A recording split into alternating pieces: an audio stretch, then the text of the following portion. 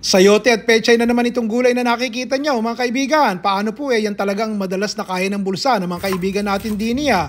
Gustuhin ko man maglagay ng broccoli o yung mahal na gulay, baka po umangal yung iba. Kaya ito na lang po muna. Basta sa tamang diskarte lang tayo sa araw-araw para maraming gumaya ng mga niluluto ko.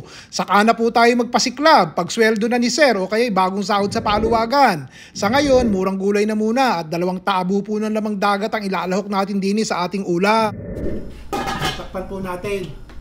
O siya, tignan po natin. Ang una pong naiisip ko, ilalagay ko itong isang buslong manok. Pero nung makita ko po yun sa refrigerator, ito nang gagamitin ko ha, tignan nyo.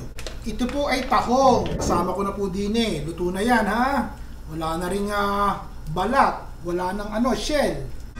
Siyempre, ilalagay na po natin itong ating pecha. Ako po pag gumagawa at nagluluto ng tahong, ilalagyan ko po ng konting gata. So, ganun kayo. Kung ayaw nyo, hugas bigas po. Siya.